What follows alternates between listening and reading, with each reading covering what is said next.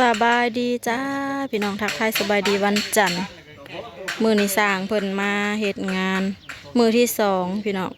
เพราะว่ามือน่ะเพิ่นมาไอ้ยังมาเคิงมาขุดลุมบอลต่างเสาแล้วมือน่ะ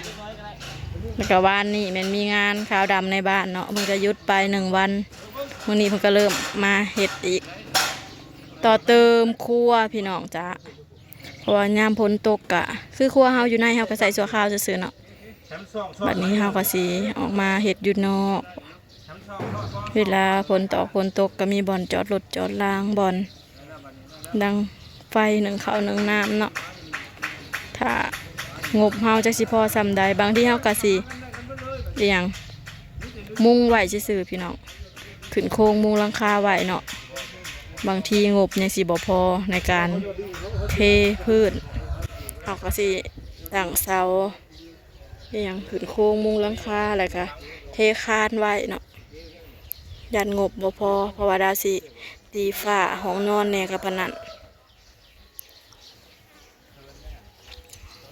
ตอนนี้สร้างเพิ่นกำลังตั้งเสาแต่ละเสามันได้ตามระดับแล้วเพิ่นก็เทเสาเป็นเสาเก่าพี่น้องเฮาก็ประหยัดงบลงไปอีกเสาเฮือนหลังเก่าสิเป็นมอกหน้าบ้านเนาะมางออกมันก็ขุดไว้ก็ยังใส่ประโยชน์ได้ยังแข็งแรงดีอยู่ก็เลยเอาเสาเก่าพี่น้องก็ประหยัดงบเฮาลงไปอีก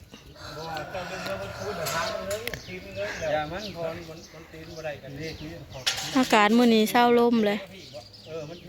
มื้อนี้วันจันทร์ในแก้วกับหมออนุญาตให้กลับบ้านได้มื้อนี้แหละพี่น้องแต่รอเพื่อหมอตรวจนั่นนี่เสียค่ารักษาต่างๆประมาณเที่ยง5 บ่ายผู้ใดบ่ายผู้ใดสิฮอดบ้านเนาะมากะอันขี่รถมาแต่มุกเลยค่ะถามเพื่อมาทางท่าประดอนตาลคือเก่าเนาะเพราะว่าเฮาไปทางนั้นเนาะเฮามาทางเก่านี่แหละขี่รถมาแต่มุกมาลงท่าดอนตาลเพราะแม่แก้วเพิ่นก็แข็งแรงดีแล้วก็ได้ครบทิศ1พี่น้องเอ้ยเดี๋ยวถ้ารับแม่แก้วอยู่บ้านก็ดีใจเลยได้มาบ้านมาเฮือนตัวเองเนาะไผก็คือกันแหละไปหาหมอก็คิดจะจ่อยเลยคิดฮอดเฮือนฮอดซ่านคิดฮอดลูกคิดฮอดหลานสร้างเฮ็ดเฮือนเฮานี่ค่ะพี่น้องตัวเองนี่แหละพี่น้องนี่ลูกหลานก็ใหญ่ทอดแล้วก็มีอ้าวแหน่เฮ็ดสร้างหาคน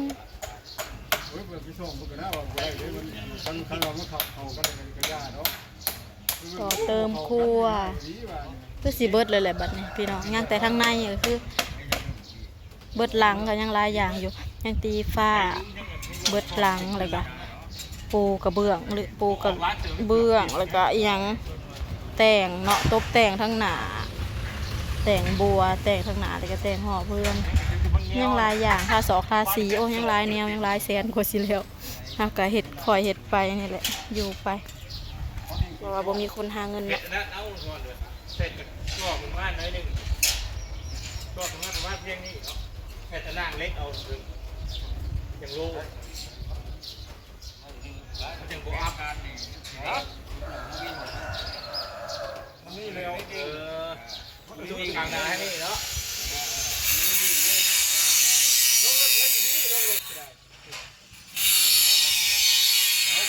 แค่ผูกขึ้นยาปกก็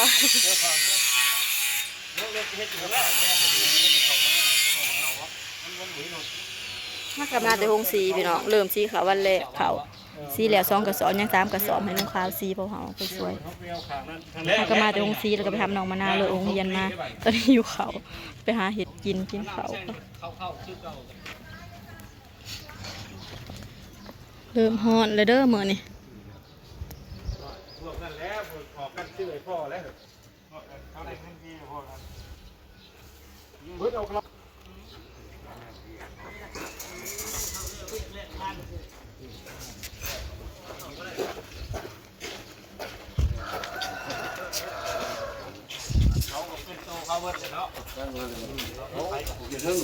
พัฒนาอย่างไงนะเดี๋ยวนี้หมอเพก็เนื้อมันไปซื้อดินโยนข้างออกมาบอกคำเนี่ยเห็ดแบบนี้ของแถวอยู่หัน เป็นเงินเบิดแล้วสิ เอ้ยซื้อ200 ล้านเพื่อทอมดีเขา300บ่จักเจ้าบ่ผิดดึงไม่ถึงได้เพชรเพชร ข้างนั้นเสื่อมเหล็กไว้ค่ะ เขาบ่มีคนแหละเขากลับขึ้นมาอยู่สวรรค์แต่เขาขายหาเอาคนใช้เข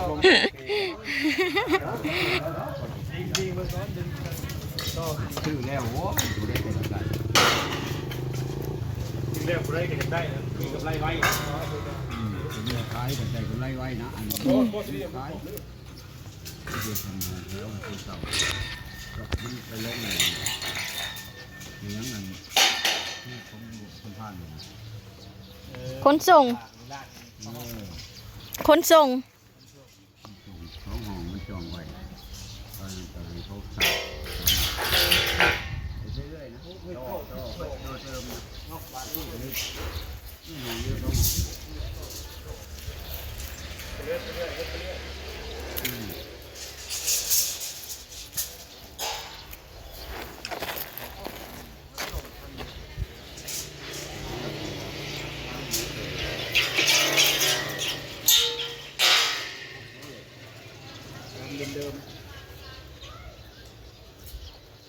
แดดเช้าลมเช้าหนาวเลยเด้อมื้อนี้เริ่มร้อนแล้วจ้ามันน่าเลิงเฮียนมากกับมะลินฮอดบ่ว่าฮอดบ่เขาฮอดเทือนนี่มันอีนางเลิง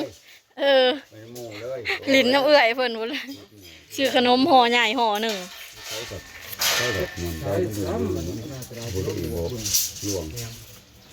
พี่พ่อบ่ได้อันเอากระติกมาใส่อันน้ำแข็งบ่ โอ้ย โอ้กับเขามากระตุกเลยเพลงพิษอยู่ได้เอาเขานะ นี่เป็นเขาอันน้ำเขาตัวเย็น ไผสหายไปซื้อน้ำแข็งใส่กระติกไว้มันเริ่มร้อนแล้วได้อบัดหิวขาวกินขาวก่อนฮะต้มแนวกินขาวสีขาว2 เส้นเดียวเราหน่วยหัวมาเลยเส้นเดียวนึงนี่ไม่ขาดอีกเส้นหนึ่งขาดอีกเส้นหนึ่งขาดเส้นหนึ่งมันอยู่หัวเขาบ่บ่ออกเส้นหนึ่งนะออกเส้นหนึ่งนี่ทีนก็ออกเส้นหนึ่งก่อนขึ้นมาออกเส้นหนึ่งยังไงกันเลยมาเบิ่งหลายคนคือสิแล้วไหวอยู่ดอกพี่น้องเอ้ยแม่ยังลูกอยู่ในกระโตบอกจังเมียนในไซในรังตู้บอกป่ะ เขากันพุ่นดันหัว